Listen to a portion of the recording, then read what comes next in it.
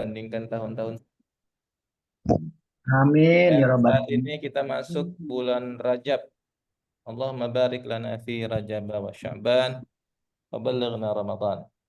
Amin amin ya robbal alamin. Jadi malam hari ini jadwal aneh ini bertepatan dengan ngisi liko juga. Jadi nah ini ada pendengar di sini juga offline.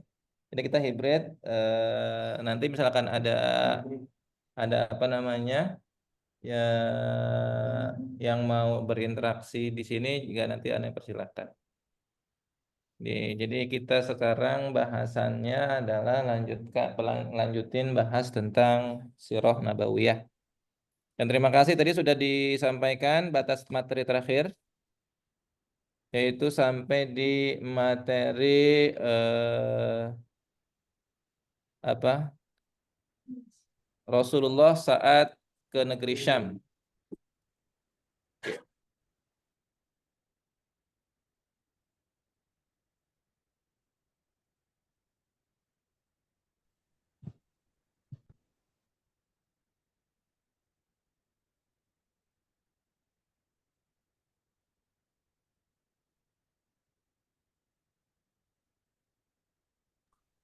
Baik, Bapak Ibu, saya buka materinya ya. Kita malam hari ini bahas tentang Perang Fijar. Masuknya ke Perang Fijar ya. Nah, ini penting banget nih, Bapak Ibu. Nanti mohon dicatat batas materi terakhir kita. Jazakallah khairin. Ih, jazakallah khair, Bang. Teh telur. Iya, Perang Fijar. Materinya muncul gak di layar? Betul. Wah, muncul ya.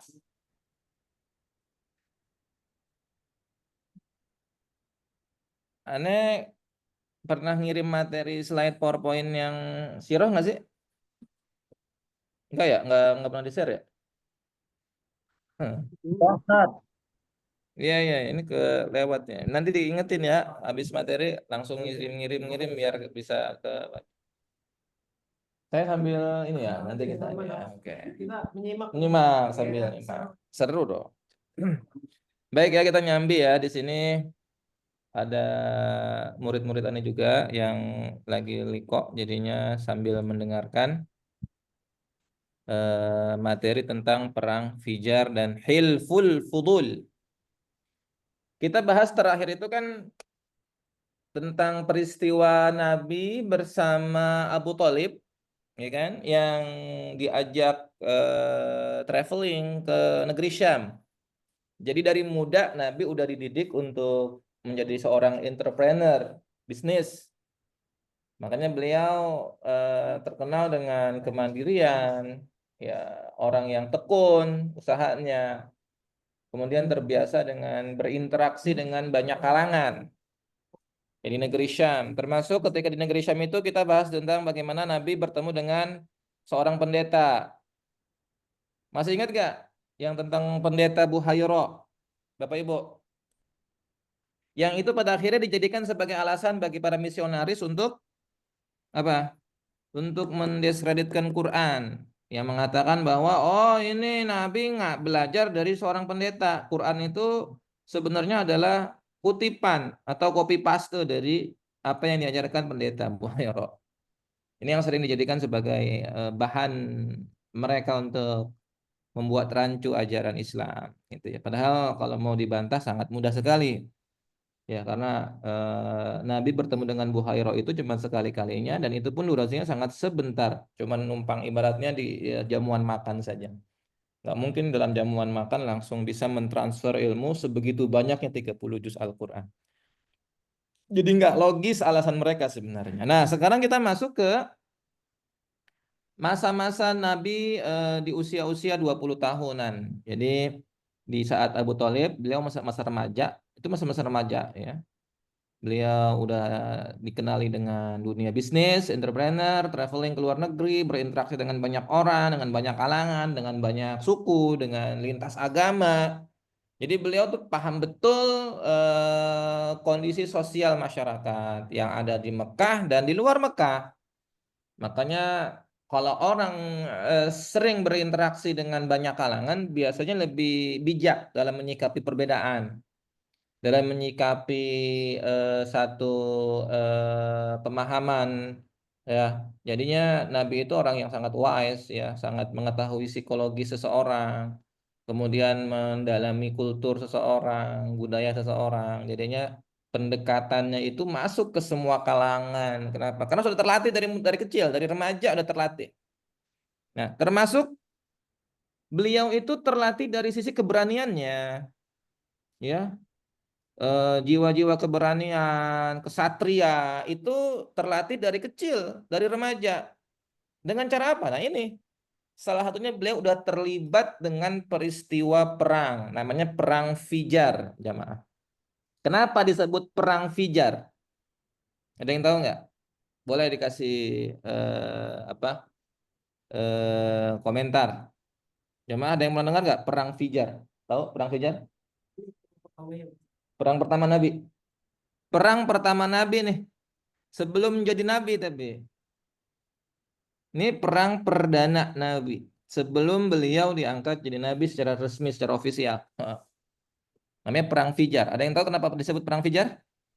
Perang itu Ada yang bilang tadi di masih sini di offline, ada yang bilang karena terjadinya saat fajar.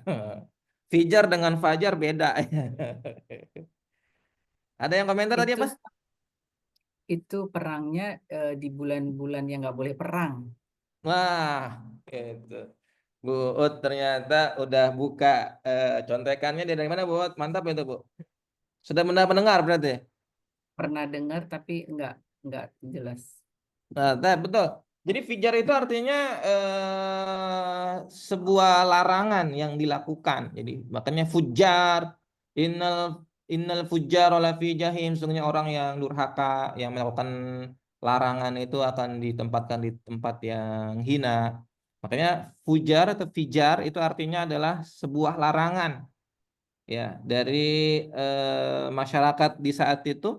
Mereka sangat menghormati arba'atun hurum, bulan-bulan haram. Apa aja bulan-bulan haram, jemaah? Bisa gak di-mention coba? Bulan-bulan haram apa aja? Ada 4 bulan Ya, haram disebut dalam Quran. Fiha arba'atun hurum. salah Bahkan sejak, satunya Raja ya. ya betul. Saat ini kita berada di bulan haram.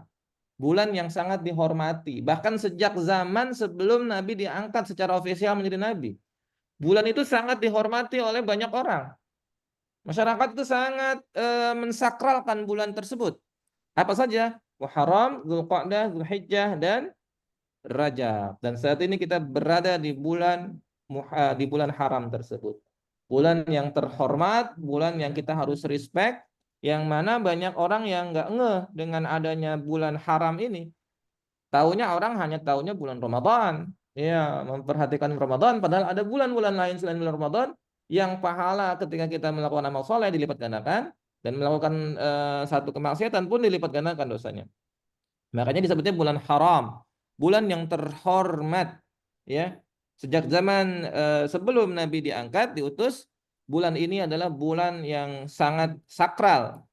Jadi ibaratnya gitu ya, kalau ada orang yang suka tawuran di bulan-bulan lainnya, mereka itu orang Arab itu kan hobinya perang. Dikit-dikit perang, dikit-dikit perang gitu ya. Masalah dikit sepele aja. Cuman gara-gara kalah pacuan kuda gitu. Ledek-ledekan nasab, ya kan? Dan lain-lain, itu bisa jadi pemicu peperangan. Tapi kalau mereka udah masuk nih lagi asik-asiknya perang, stop dulu gitu. Ini kita udah masuk bulan haram, kita berhenti dulu. Gencatan senjata, itu mereka lakukan itu. Tapi khusus perang Fijar ini, karena mereka melakukannya di bulan terlarang, makanya disebutnya perang Fijar, gitu ya. Perang Fijar. Kalau Hilful Fudul itu akhir dari perang Fijar nanti pada akhirnya ya petinggi-petinggi Quraisy itu melakukan yang namanya kesepakatan perdamaian, perjanjian untuk melindungi orang-orang yang lemah dan sebagainya. Jadi ini cikal bakal di mana tumbuhnya Rasulullah ya di lingkungan yang sangat menjaga harga diri, menjaga martabat, menjaga sebuah keadilan sosial gitu. Jadi memang dari zaman dulu Nabi sudah dididik di circle itu. Walaupun mereka disebut dengan orang jahiliyah, ya, ya orang jahiliyah, tetapi jahiliyahnya nggak semua lini gitu ya. Jahiliyah hanya dari sisi akidah saja, tapi dari sisi sikap, keberanian, kemudian keadilan sosial, mereka sangat menjaga. Makanya setelah ada hilful fudul, orang-orang yang lemah, yang dizolimin, itu dipasang badan, di apa benar-benar dijaga hak-haknya di negeri Mekah saat itu. Oke, kita akan masuk ke perang Fijar. Ini dia. Perang Fijar inilah perang besar antara suku Quraisy dengan Qais Ailan ya. Jadi Quraisy itu bersekutu dengan Kinana ya, satu suku besar di Jazirah Arab ya, melawan satu kelompok ya namanya Qais Ailan. Di mana kelompok ini ya berawal dari ya seperti biasalah masalah apa ya perampasan daerah dagang gitu ya. Ada di situ ada namanya Pasar Ukaz. Nah, Pasar Ukaz itu pasar yang sangat terkenal di zaman Zahiliyah saat itu. Itu menjadi pusat perekonomian Arab gitu. Ini ada seorang raja bernama Nu'man bin Munzir ya mencari pengawal untuk mengirim perniagaan ke Ukaz. Kemudian ya dari sinilah terjadinya perselisihan itu ya terkait dengan perebutan niaga lah, masalah faktor ekonomi awalnya ya. Dan ini terjadi dalam rentang waktu kurang lebih 4 tahun ya, dalam bulan tertentu, sehingga kondisi peperangan itu ya sambung putus sambung begitulah ya, putus sambung gitu. Nah, orang-orang Quraisy itu sempat terdesak ya, terdesak kalah mereka kemudian memasuki tanah haram ya, tanah haram di sekitar Masjidil Haram Mekah.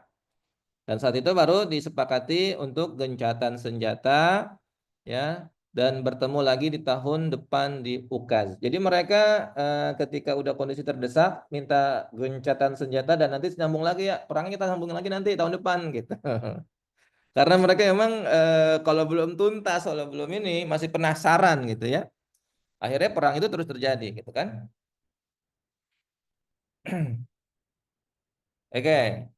Nah, singkat cerita, di perang ini, di perang Fijar ini yang terjadi di bulan Rajab ya. Ada yang mengatakan di bulan Rajab, ada yang mengatakan di bulan Dzulqa'dah, ya. Ada yang mengatakan di bulan Dzulhijjah.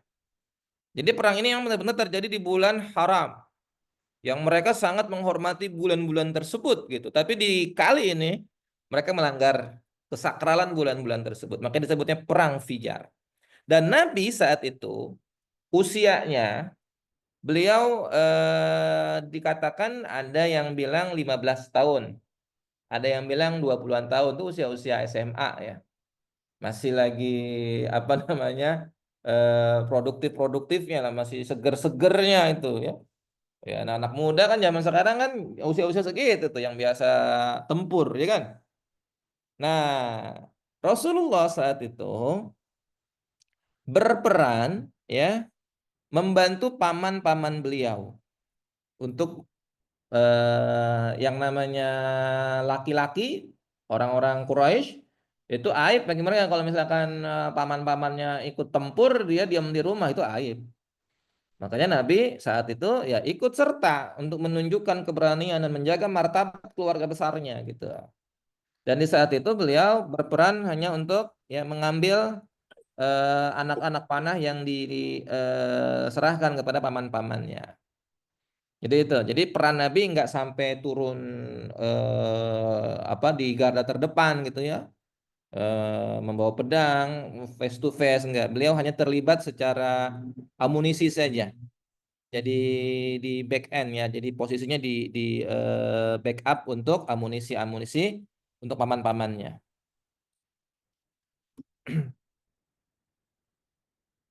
Jadi gitu. Tapi ada sebagian pendapat yang mengatakan Nabi juga ikut memanah saat itu. Sekali lagi posisi beliau tidak di garda terdepan karena kan ibaratnya masih nubi kan, masih baru banget nih terlibat di perang. Mungkin orang baru perang langsung di garda terdepan gitu. Beda dengan perang-perang di mana Nabi udah senior ya, beliau di garda terdepan ya untuk menghadapi orang-orang Quraisy saat perang Badar, perang Uhud, beliau berada di depan, di garda terdepan, menjadi contoh bagi para sahabat. Nah, dari peristiwa ini, jemaah sekalian, hikmah dan pelajaran yang bisa kita ambil dari perang Fijar ini, Allah Subhanahu wa taala ya menyiapkan keberanian Rasulullah Shallallahu alaihi wasallam. Karena kelak nanti perjalanan dakwah Nabi itu tidak lepas dari yang namanya ghazwah, perang. Tapi jangan salah paham. Ini yang sering suka dibelokin nih. Oh, Islam sangat apa ya, identik dengan agama perang. Kalau kita lihat peradaban demi peradaban, yang namanya perang itu adalah sebuah keniscayaan. Tapi kita lihat dulu perang dalam Islam itu kayak gimana. Perang dalam Islam itu cuma wasilah, bukan tujuan, bukan hobinya emang pengen perang Nabi, bukan. Ya, perang itu hanya sebagai jembatan untuk menuju satu tujuan. Tujuannya apa? Menegakkan keadilan. Gitu. Tahu gak kita kenapa terjadinya perang Badar saat itu? Kan tujuan perang Badar itu menegakkan keadilan. Di saat barang-barangnya sahabat-sahabat Nabi dirampas, ya kan di kota Mekah itu mereka disuruh tinggal, meninggalkan barang-barang mereka, properti-properti mereka. Niatnya awalnya hanya untuk ngembaliin itu barang-barang saya, menegakkan keadilan, akhirnya terjadi perang gitu. Tapi dibelokin sama orang-orang yang nggak suka dengan Islam, ya juga mengatakan Islam itu agama perang gitu kan. Makanya di sini Nabi di perjalanan kehidupannya akan menghadapi situasi-situasi sulit. Selain beliau menghadapi dakwah yang begitu rumit ya, dengan berbagai kultur masyarakat, isi kepala yang berasif juga sudah dilakukan, dakwah sudah dilakukan. Ya, perang adalah langkah terakhir yang dilakukan Nabi. Ya, itu langkah terakhir, opsi terakhir ketika persuasi sudah dilakukan, tapi ternyata ya dibutuhkan langkah terakhir menggunakan kekuatan fisik. Makanya Nabi dikasih prepare, dikasih persiapan, dikasih latihan. Kapan? Perang Fijar ini. Coba bayangin, kalau misalkan Nabi Muhammad itu ya nggak punya track record pernah terlibat dalam perang dari kecil atau di masa mudanya, tiba-tiba waktu udah tua, ya usia 40-50 tahun disuruh perang, gimana coba? Bakal kagetan dong ya, nggak siap gitu. Kan nggak lucu, Nabi tiba-tiba mundur menghadapi apa kecamuknya peperangan yang sangat dahsyat gitu. Dan nggak pernah digambarkan Nabi itu mundur, Nabi itu pengecut, nggak pernah digambarkan. Kenapa? Karena beliau sudah terbangun, ya keberaniannya sejak muda, dari muda. Di perang Fijar inilah Rasulullah SAW dilatih saat itu. Ya, kenapa ada hikmah beliau terlibat di perang Fijar ini? Ya, maka kita ketahui bahwasanya Rasulullah itu adalah orang yang paling berani. Ya, kita ketahui sama-sama jamaah sekalian. Orang yang punya ilmu tanpa pengalaman dan orang yang punya ilmu sekaligus pengalaman, ya. Kira-kira nih, kalau kita mau menseleksi SDM yang akan kerja di tempat kita usaha, milih yang mana kira-kira?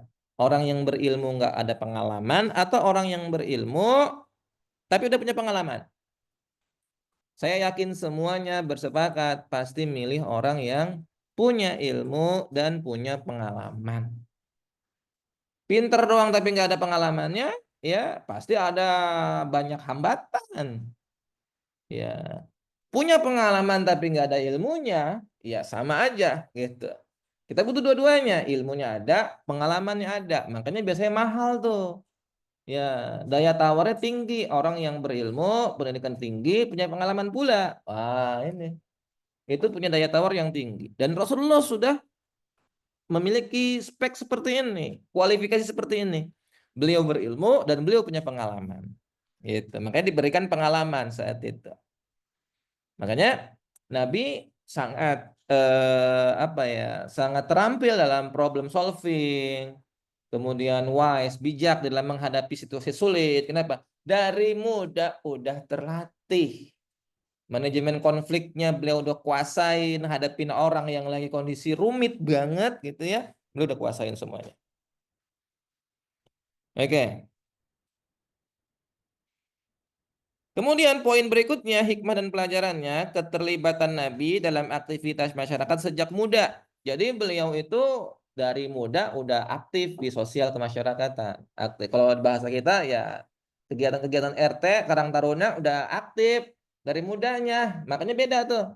Orang yang dari muda udah aktif ya secara sosial kemasyarakatannya, biasanya dia akan tumbuh di dalam situasi yang bisa mengontrol banyak hal gitu. Kenapa? Sudah terlatih di Karang Tarunanya, ketemu orang tua gitu kan, ketemu orang-orang yang beda pemahaman, beda pandangan, beda usia dari berbagai lintas generasi, lintas usia.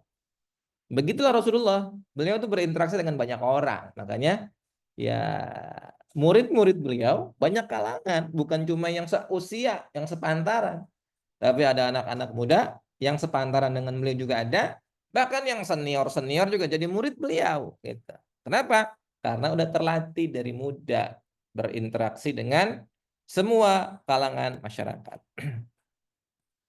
Oke. Nah, setelah Perang Fijar, ini ada peristiwa namanya Hilful Fudul.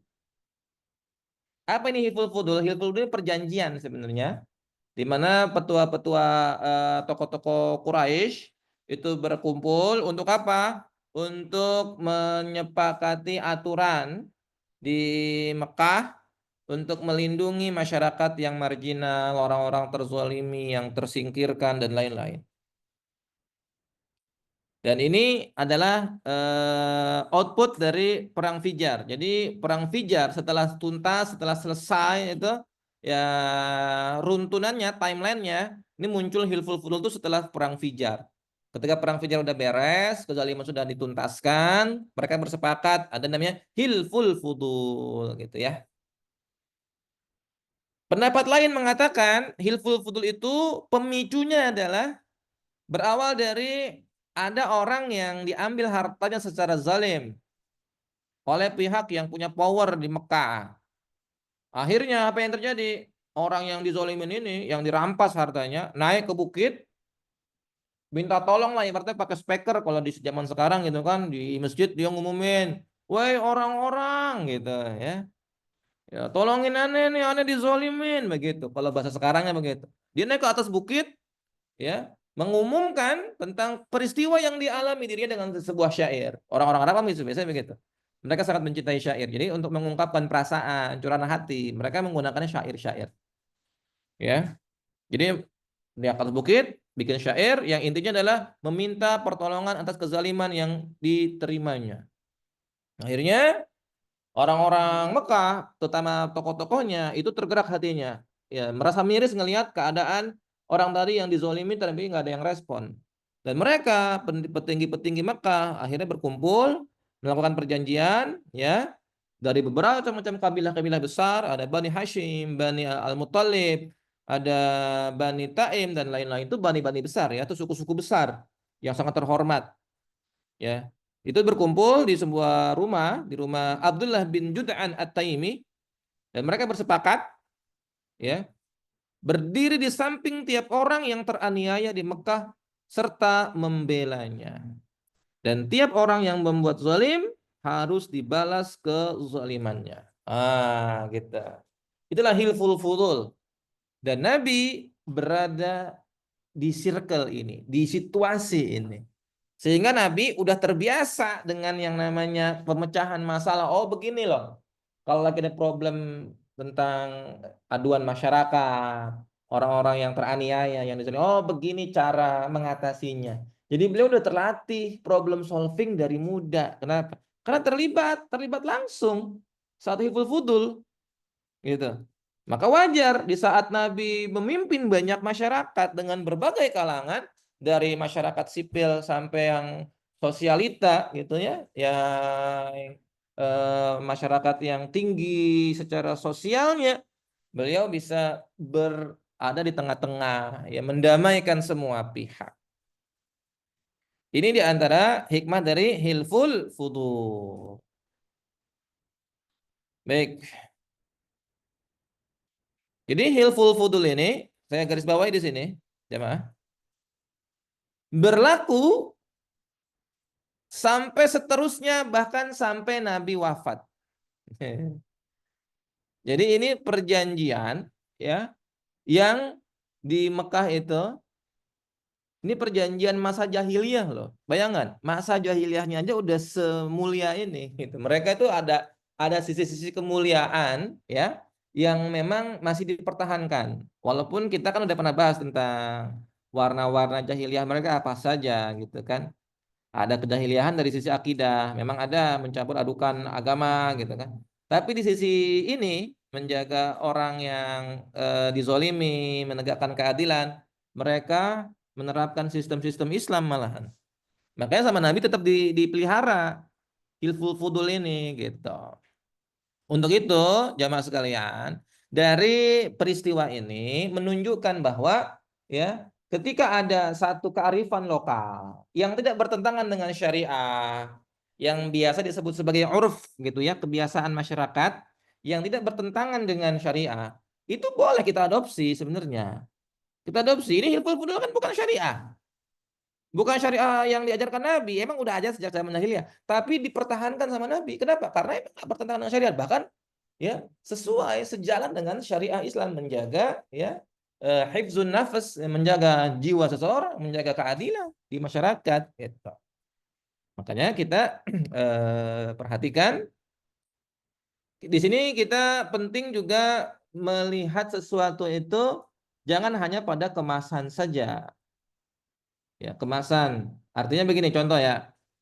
Kita lihat kemasan tentang isu-isu nasionalisme. Oh, cinta tanah air. Oh, kita diajarkan untuk cinta tanah air.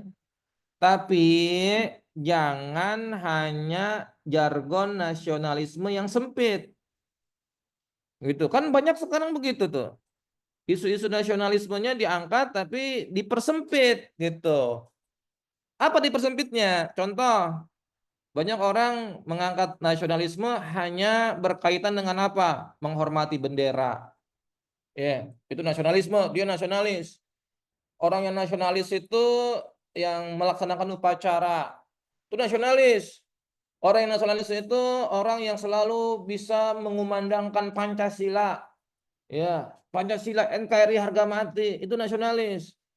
Tapi dia melupakan unsur nasionalisme yang lebih esensi apa? Tentang persatuan, tentang tidak membeda-bedakan kelompok, tentang apa lagi?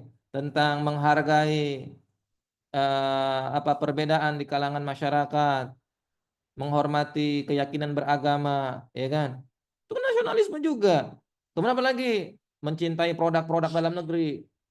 Lah, ini jangan sampai nih nasionalisme di koar-koar nasionalisme, tapi kita tidak mencintai produk dalam negeri. Di antara contohnya, banyak orang lebih memilih warung orang luar dibandingkan warung tetangga sendiri, misalkan kayak gitu. Nah, ini di antara salah satu hikmah dari hilful fudul gitu. Ya, apa kaitannya? Ya, benar. Jadi Nabi mengajarkan kepada kita jangan terjebak dengan satu kemasan yang seolah-olah itu menunjukkan apa namanya? Keunggulan, tetapi esensinya kita lupa gitu. Hilful fudul itu esensinya adalah persatuan. Walaupun dari masa jahiliyah, asal muasalnya nggak masalah diterapkan. Yang penting kan esensinya menegakkan keadilan. Begitu. Nah, makanya kita sekali lagi dengan peristiwa hilful fudul ini jangan juga jadi orang yang berpandangan miring terhadap pihak-pihak tertentu yang berusaha untuk menerapkan uruf, ya, kebiasaan masyarakat yang sifatnya tradisi. Jadi ingat ya, ada tradisi yang kearifan lokal yang masih sesuai dengan ajaran Islam. Kita boleh adopsi, boleh kita adopsi. Seperti apa contoh? Cium tangan. Itu apa? Cium tangan. Di zaman Nabi ada cium tangan nggak? Hah? Jangan sampai antum gara-gara di zaman Nabi nggak ada, cium tangan jadi haram. Wah, ini bahaya banget loh.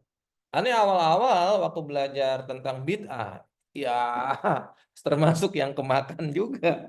Akhirnya nggak mau cium tangan sama orang tua. Kenapa? Nabi nggak ngajarin kita kayak gitu. Waduh, akhirnya dianggap dicap aneh-aneh gitu kan. Terus apa lagi? Kalau kita kan kalau misalkan lewat orang tuh permisi gitu kan suka suka iniin tangan kan sambil membungkuk gitu. Jangan membungkuk di hadapan manusia. Ya gitu. Aduh, akhirnya dipukul rata. Semua yang nggak ada di zaman Nabi akhirnya dianggap tidak boleh. Nah, hilful fudul kan tuh bukan ajaran Nabi. Tapi Nabi menerapkan itu. Ya. Jadi sekali lagi tidak bertentangan dengan syariah dan itu bersesuaian dengan nilai-nilai keislaman, ya kita pakai nggak masalah gitu. Cium tangan itu kan bagian dari birrul walidain, menghormati orang yang lebih tua. Itu bagian dari ajaran Islam, akhlakul karimah gitu. Apalagi contoh-contoh kearifan lokal yang bukan ajaran Nabi tapi bisa kita terapkan. Contoh lain yang ada nggak contoh lain? Kira-kira. Apalagi? Hah? Halal bihalal. Itu apa halal bihalal? Halal bihalal apa? Ada kata zaman Nabi halal bihalal. Halal bihalal nggak ada zaman Nabi, ya. Bukan ajaran Nabi halal bihalal. Tapi apakah dilarang halal bihalal? Ya, kegiatan silaturahim, kumpul-kumpul masyarakat, kumpul-kumpul keluarga untuk saling bercengkrama, saling apa namanya berbagi makanan. Itu kan ajang silaturahim, nggak bertentangan dengan syariat gitu. Kadang-kadang kita ya terpaku dengan mereknya gitu loh. Halal bihalal di zaman Nabi nggak ada. Tapi kan isinya silaturahim. Silaturahimnya itu esensinya gitu. Hilful fudul itu cuman mereknya gitu. Tapi esensinya adalah tentang persatuan, tentang bagaimana menegakkan keadilan. Nah itu.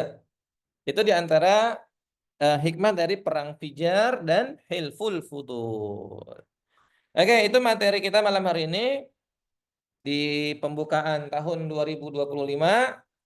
Mudah-mudahan sekali lagi kita berdoa kepada Allah Subhanahu wa taala, jamaah semuanya diberikan keberkahan ya, umur yang Amin. panjang, kemudian kesehatan agar kita bisa menjalani ibadah amal soleh dan tantangan-tantangan di tahun 2025 ini dengan sebaik-baiknya sikap ya sebagaimana seorang Allah yang ingin menjadi hamba terbaik, ittaqullaha haqqa tuqatih.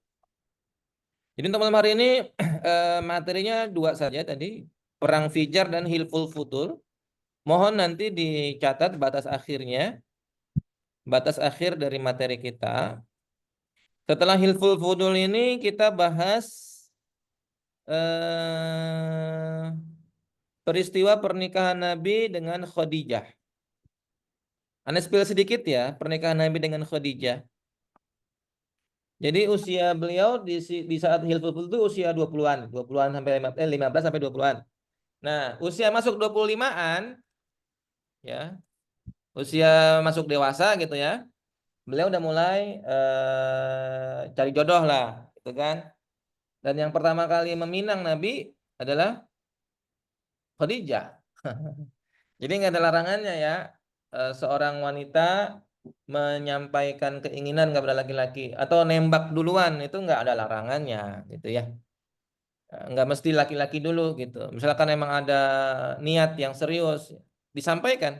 Khadijah pun menyampaikan, walaupun nggak langsung ya, menggunakan fasilitator, ada mediatornya. Siapa mediatornya Khadijah? namanya adalah Maisarah. Maisarah ini asistennya lah, asistennya Khadijah. Tapi anehnya Maisarah itu di Indonesia suka dipakai untuk nama perempuan. Padahal Maisarah itu di zamannya Khadijah itu Maisarah laki-laki. Siti Maisarah. Siti Maisarah. Itu laki-laki sebenarnya. Laki-laki ya, khadimatnya dia jadi karyawannya Khadijah. Nah, beliau nyampein ke Rasulullah SAW bahwa bosnya ini tertarik dengan akhlak Nabi. Ya, karena Nabi setelah bekerja, berbisnis, maju pesat. Wah, pelanggan-pelanggannya pada balik lagi, repeat order terus. Rame dagangannya. Rame banget. Kenapa? Karena orangnya enak. Oh, Nabi itu orangnya asik gitu kan. Dipercaya. Makanya Khadijah kayak tertarik gitu kan. Dan dari situ beliau pada akhirnya memutuskan untuk menyampaikan keinginannya dan pernikahan itu akhirnya terjadi dengan izin Allah dengan rentang usianya cukup jauh ya. Usia Nabi 25, usia Khadijah berapa tahun? 40 tahun. Berapa tahun berarti rentangnya itu? 15 tahun. Ya. Tapi kan namanya bos ya kan, perawatan ya kan. Medicure, pedicure ya, terus juga pakai apa namanya? Apa? Skincare, Ya skincare. Itu skincare. Udah ada ya Oh, zaman hah? Apa? Iya, skincare udah ada. skincare. Ada skincare di zaman Nabi udah ada. Wah, ente masa nggak tahu skincare zaman Nabi? Udah ada. Apa skincare? Air wudhu, air zam-zam. Banyak. Nah, Khadijah itu sangat menjaga kesehatan beliau. Ya, Nabi juga kan. Makanya Khadijah walaupun usia udah 40, beliau masih produktif. Ya. Anaknya jangan disangka anak beliau cuma satu. Anak Nabi banyak loh. Ada siapa? Ada Al-Qasim, ada Zainab, ada Ruqayyah, ada Ummu Kulsum, ada Fatimah. Ya. Semuanya itu dari Khadijah. Kecuali satu anak namanya Ibrahim. Itu dari Maria Al-Qibtiyah. Orang Kipti, Nasrani, masuk Islam. Ya, itu anak dari istri yang lain. Kalau yang di Khadijah itu mayoritas ya anak beliau. Al-Qasim, makanya Nabi kan dipanggil Abul Qasim. Ya Abul Qasim, bapaknya Qasim. Zainab, Ruqayyah, Ummu Kulsum, Fatimah, Abdullah. Nah, yang panjang umur itu Fatimah Az-Zahra, panjang umur. Sampai menikah dengan Ali bin Abi Thalib. Nanti beliau punya cucu, ya Hasan Hasan Hussein, sampai ke sekarang, ya zuriatnya Rasulullah, gitu ya. Yang lagi rame nih tentang Habib ya, tentang Ba'alawi, Ba'alawi gitu ya. Ya kita nggak usah ikut polemik ya. Ini polemik yang lagi mencuat di tengah-tengah masyarakat antara apakah benar Habib di Indonesia itu asli atau palsu? Kita jangan ikut-ikutan. Kita cukup tawakuf saja, tidak ikut di dalam perpecahan itu. Karena memang ada yang sengaja membuat perpecahan itu. Antara pecinta Habib dan anti Habib ini lagi runcing banget nih. Gitu. Yang pasti kita wajib memang mencintai zuriatnya Rasulullah SAW. Terlepas dari ba'al yang sedang dibahas, kita nggak usah bukan ranah kita untuk membatalkan nasab seseorang. Itu punya satu kapasitas yang harus dimiliki. Kalau kita ingin membatalkan nasab seseorang, nggak bisa sembarangan. Baik, itu mungkin spill sedikit tentang Khadijah, nanti bahas tentang Khadijah, pernikahan dengan Khadijah, sama satu lagi tentang peristiwa renovasi Ka'bah. Insya Allah 2 poin yang nanti kita akan bahas, renovasi Ka'bah dan pernikahan dengan Khadijah. Ya, ternyata emang renovasi Ka'bah itu penting banget loh kita ceritakan. Kenapa? Itu menunjukkan kualitas Nabi yang sangat cerdas.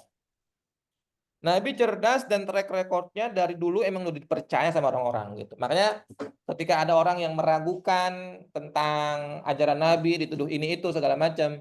Woi, ente kurang piknik bro, kurang jauh bacaannya, kurang banyak bacaannya. Kenapa?